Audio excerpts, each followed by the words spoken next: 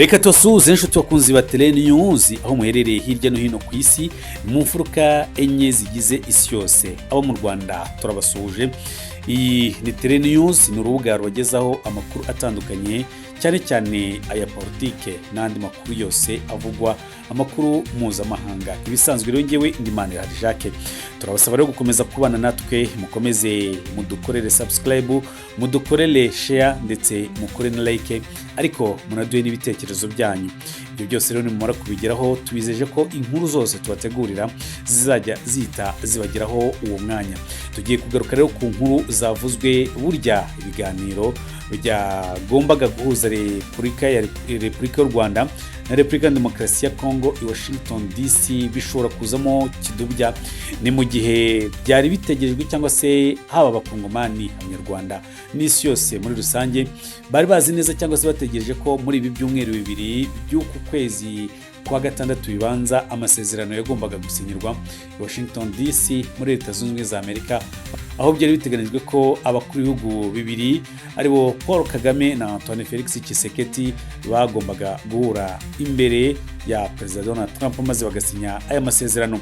Dukore rero iyi nkuru, abantu benshi bari kwibaza ngo se aya masezerano aracyasinywe, byagenze gute, birapfira hehe? U Rwanda ruratangaza ko abagize umutwe wa FDLR bafite umubare mwinshi ubarirwa hagati y'ibihumbi 7 n'ibihumbi 10. Umubare rero ntabwo ari umubare mutoya, ariko Repubulika ya Demokarasi ya Congo yakomeje kugaragaza ko uyu mutwe n'ubundi wacitse intege. Ni mu gihe Repubulika ya Demokarasi ya Congo intambamyi cyangwa se imbogamizi yagaragaje nk'impamvu ishobora gutuma amasezerano yarategerejwe atagerwaho, nuko mu byifuzo by'iki gihugu babanje kugaragariza Leta Zunze Ubumwe za Amerika ko batazigira basinya aya masezerano mu gihe cyose u Rwanda rutarakura icyitwa umusirikari w'u Rwanda uri ku butaka bwa Repubulika ya Demokarasi ya Congo, icyitwa ubufasha baha umutwe wa M23, icyitwa igikoresho cy'ingabo z'u Rwanda. Nyamara ibi byose Leta y'u Rwanda yarabihakanye. Mubane natwe kuva ku munota wa mbere w'iki kiganiro kugeza gisoje, maze mwiyumvire neza, ese koko aya masezerano arashoboka cyangwa se ntashoboka? Ni ubusesenguzi tugiye kuza dukora, hanyuma namwe dutegereje ibitekerezo byanyu n'inyunganizi zanyu ku byo tubakorera byose.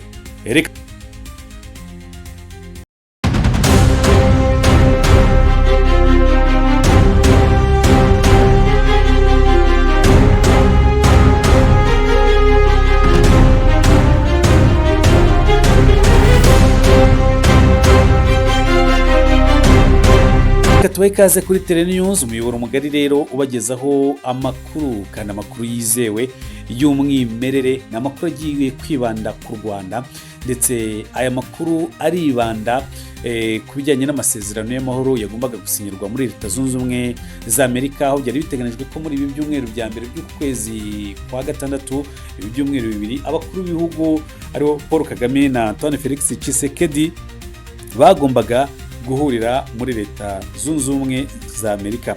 Ubu rero siko bikimeze, kuko aya masezerano biravuga ko ashobora kuba yigijwe inyumaho ndetse amezi abiri bitewe n'izindi mbogamizi zikomeje kuyagaragaramo. Ari uruhande rw'u Rwanda ruravuga ko rukibangamiwe n'umutekano warwo, cyane cyane ko Leta ya Repubulika ya Demokarasi ya Congo igitsimbaraye ku gufasha abari mu mutwe wa FDLR, ni mu gihe Repubulika ya Demokarasi ya Congo nayo yamaze kubitangaza nk'uko ikinyamakuru Reuters cyabivuze ko iki gihugu kitazemera gusinyana amasezerano n'u Rwanda mu gihe cyose icyitwa umusirikari wa RDF bivuga ngo uri ku butaka bw'u Rwanda atarahava. Mbese ni bya birego Repubulika ya Demokarasi ya Congo yakomeje kuvuga ko n'ubundi ingabo z'u Rwanda zikiri ku butaka bwa Repubulika ya Demokarasi ya Congo. Ibi rero byabaye imbogamizi cyangwa se bishobora gusubiza ibintu irudubi kurusha uko abantu babitekerezaga. Abantu bavugaga ngo ubwo Perezida Donald Trump yinjiye mu kibazo, igihugu cya Qatar gisanzwe ari umuhuza mu bihugu bitandukanye akinjira mu kibazo, igihugu gikomeye nk'igihugu cy'Ubufaransa kikinjira muri iki kibazo, ahari wenda u Rwanda na Repubulika ya Demokarasi ya Congo bishobora kuba bigiye kubona amahoro. Ariko mu gihe u Rwanda rugaragaza ko rukibangamiwe n'umutekano muke w'abagize umutwe wa FDLR, abangaba basize bakoze jenoside yakorewe abatutsi mu Rwanda mu 1994 bafashwa n'ubutegetsi bwa Repubulika ya Demokarasi ya Kongo, yewe tutibagiwe n'igihugu cy'u Burundi kiyobowe na Evariste Ndayishimiye, nawe wemeye gutera inkunga no gufasha abagize umutwe wa FDLR. Repubulika ya Demokarasi ya Kongo nayo ikavuga ko idashobora gusinya aya masezerano mu gihe cyose u Rwanda rutarakura ingabo zayo ku butaka bwa Repubulika ya Demokarasi ya Kongo. Ese koko izi ngabo ziri hano kuri ubutaka bwa Repubulika ya Demokarasi ya Kongo? Reka tugaruke ku nkuru uko ibintu biri kuvugwa. Minisitiri w'ububanyi n'amahanga n'ubutwererane Ambasaderi Olivier Nduhungirehe yagaragaje ko kumena amabanga y'ibiganiro by'u Rwanda na Repubulika ya Demokarasi ya Kongo biyoborwa na Leta Zunze Ubumwe za Amerika bishobora gutuma bidatanga umusaruro mwiza uko byari byitezwe.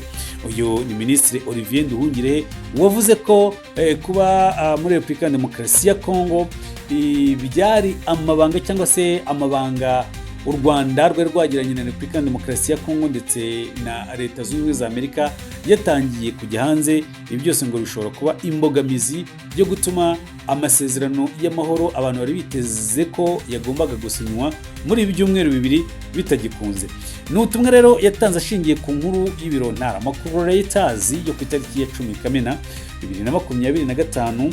Ibi biro byatangaje ko byabonye umushinga w'amasezerano y'u Rwanda na Repubulika ya Demokarasi ya Kongo, bikanasobanura ko abadiplomate 4 babihamirije ko wanditswe n'abayobozi muri Leta Zunze Ubumwe za Amerika. Nk'uko rero ibiro ntaramakuru bya Reuters byakomeje bibisobanura, umwe mu bayobozi bakorera mu biro bya Perezida Antoine Felix Tshisekedi Chilombo yavuze ko Leta ya RDC izemera gusinya aya masezerano mu gihe ingabo z'u Rwanda zizaba zavuye ku butaka bw'igihugu cyabo.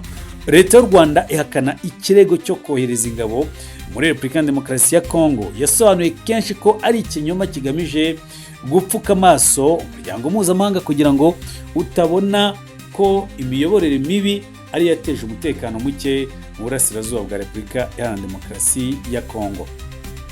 Minisitiri Nduhungirehe yagaragaje ko abarebwa n'ibiganiro by'u Rwanda na Repubulika ya Demokarasi ya Kongo kuba bashyira mu itangazamakuru ibyifuzo byatanzwe na buri ruhande ndetse n'inyandiko zigitunganywa, bakwiye kumenya ko iyi myitwarire ishobora kubangamira ibi biganiro by'amahoro, ishobora kubangamira kuzana amahoro muri Repubulika ya Demokarasi ya Kongo byari biri kugirwamo uruhare n'ibihugu birimo Kongo, u Rwanda, Qatar, Ubufaransa ndetse na Leta Zunze Ubumwe za Amerika. Yagize ati, nizeye ko abo barebwa n'ibiganiro ku masezerano y'amahoro ya RDC n'u Rwanda bashyira mu itangazamakuru ibyifuzo bya buri ruhande bagamije inabi ndetse n'inyandiko zigitunganywa, bumva ko bashobora gutambamira umusaruro mwiza w'ibiganiro bya Washington.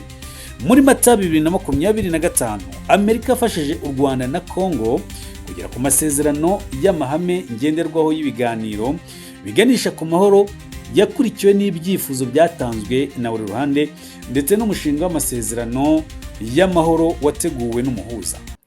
Abahagarariye u Rwanda na RDC bateganya kujya i Washington muri iki cyumweru kugira ngo baganire ku mushinga w'amasezerano y'amahoro wateguwe na Amerika ndetse ibyo batemeranyaho babinoze neza. Byari byarateganijwe ko amasezerano y'amahoro azasinywa muri Kamena uyu mwaka turimo, gusa umujyanama wa Amerika mu bufatanye na Afurika Masad Bolos mu kwezi gushize yavuze ko aya masezerano ashobora gusinywa byibuze mu mezi 2 ari imbere. Amasezerano yagombaga gusinywa mu kwezi kwa gatandatu, ariko Masad Bolos we akavuga ko nibura aya masezerano ashobora gusinywa mu mezi 2 ari imbere, ni ukuvuga kiyongera ukwezi kwa 7 n'ukwezi kwa 8. Ariko nanone tukareba ngo kuki aya masezerano ari kugenda atinda, ni bande bari kubigiramo uruhare, ni bande batifuza ko u Rwanda na Kongo byabana mu mahoro. Ibi twibuke neza ko bibaye nyuma y'igihe gitoya umugabo bita Joseph Kabila asubiye muri Kongo, ndetse bikavuga ko yemeye gufatanya n'uyu mutwe wa M23. Ibi byatumye bavuga ko n'ubundi mu myaka yose Joseph Kabila yayoboye iki gihugu cya Kongo yari umukozi w'u Rwanda. Ibi rero Kongo n'ubuyobozi bwayo bakavuga ko mu gihe Kabila yinjiye muri Kongo kwifatanya n'umutwe bita umutwe w'abanzi wa M23 ni AFC M23, uyu mutwe byavuzwe cyane ko ufashwa na leta y'u Rwanda. Leta y'u Rwanda ikabihakana. Iki ni ikimenyetso simusiga Repubulika ya Demokarasi ya Kongo yongeye gushingiraho, ariko nanone hari ibihugu byagiye mu matwi birimo nk'ibihugu nk'Ubudage, nk'Ubusuwisi, nk'Ububirigi, bavuga ati ntimuzigere mwemera gusinya ariya masezerano kuko ni umutego mwatezwe na Leta Zunze Ubumwe za Amerika ndetse n'igihugu cy'u Rwanda.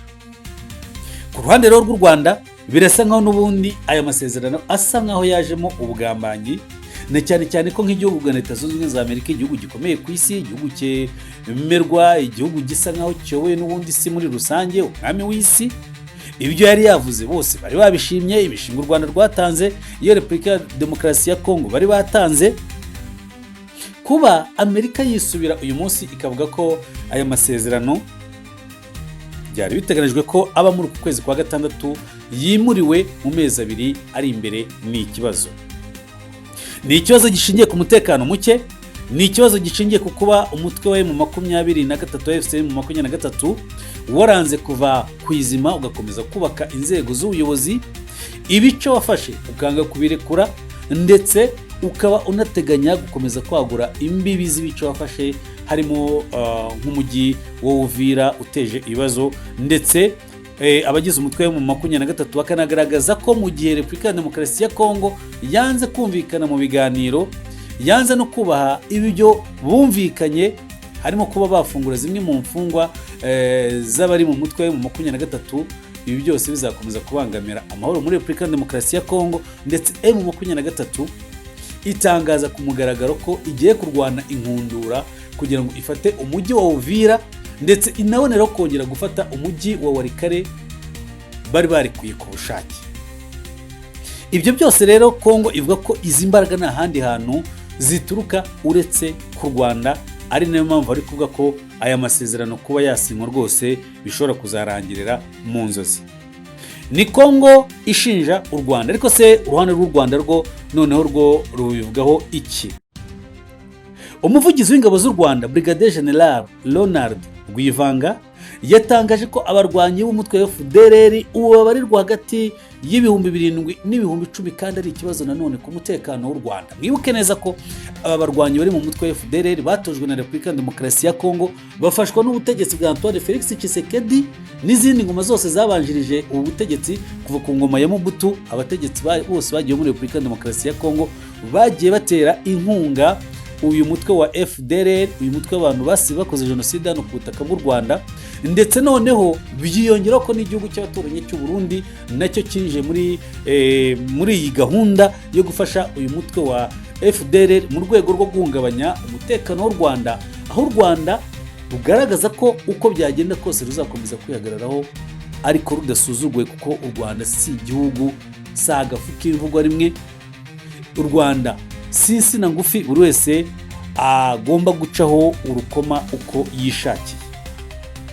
N'imibare rero igaragaza ko uyu mutwe ukiriho nubwo hashize igihe ubutegetsi bwa Repubulika ya Demokarasi ya Kongo buvuga ko utagiteye ikibazo. Brigadier General Rwivanga yabwiye itangazamakuru ko abarwanyi ba FDLR bari hagati y'ibihumbi 7 n'ibihumbi 10, kandi aba barwanyi ba FDLR bivanga mu baturage iteka iyo bagabweho ibitero, ku buryo kubatandukanya n'abaturage ba Repubulika ya Demokarasi ya Kongo bigoye, uretse Kongo yonyine ko ari ishobora gukemura iki kibazo kuko ari nayo igira uruhare mu kubatera inkunga no kubafasha.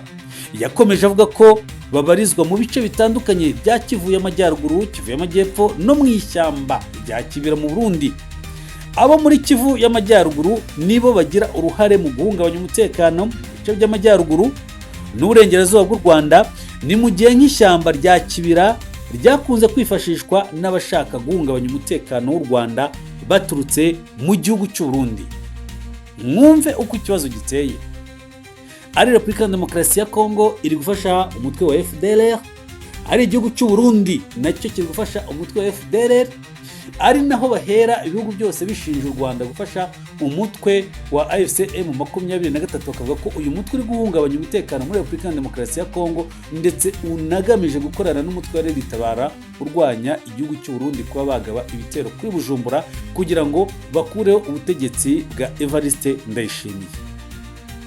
Mu mwaka wa 2021 abarwanyi 15 ba FNL bateye mu murenge wa Bweye muri Rusizi baturutse muri iri shyamba baza kugwa muri ambushe y'ingabo z'u Rwanda. Icyo gihe bamwe barishwe. Hari nyuma y'uko rero mu minsi mike yari yabanje abarwanyi bari bateze imodoka muri ako gace mu bitero byapfiriyemo inzirakarengane z'abasivile. Brigadier General Rwivanga yavuze ko FDLR yahungabanyije umutekano w'igihugu mu myaka myinshi ishize ndetse kuva mu mwaka wa 2022 yagiye igaba ibitero mu Kinigi no mu karere ka Rubavu. Muri Werurwe na Gicurasi 2022 Murenge ya Kinigi na Nyange, muri Musanze n'uwa Gahunga muri Burera, ingabo za RDC hamwe n'abarwanyi ba FDLR bateye ku butaka bw'u Rwanda bakomeretsa abaturage ndetse banangiza imitungo yabo. Muri iyo minsi hari ibindi bikorwa bagizemo uruhare birimo gushimuta abasirikare b'u Rwanda babiri bari ku burinzi, byakozwe na FARDC ifatanije n'aba bagize umutwe wa FDLR ndetse n'abari mu mutwe wa Wazalendo. Muri Gicurasi uyu mwaka u Rwanda rwakiriye abaturage bagera ku 2,000 b'Abanyarwanda bari barafashwe bugwate n'umutwe w'iterabwoba wa FDLR. Inshuro zose u Rwanda rwagaragaje ko rubangamiwe n'uyu mutwe, RDC nigeze ibikozwa. Ibintu byakuruye umwuka mubi wagejeje aho uyu muturanyi wo mu Burengerazuba atangira gahunda zo kwifashisha aba barwanyi mu gutera u Rwanda, agakuraho ngo ubutegetsi bw'u Rwanda, yewe agakuraho ubutegetsi bwa Perezida Paul Kagame.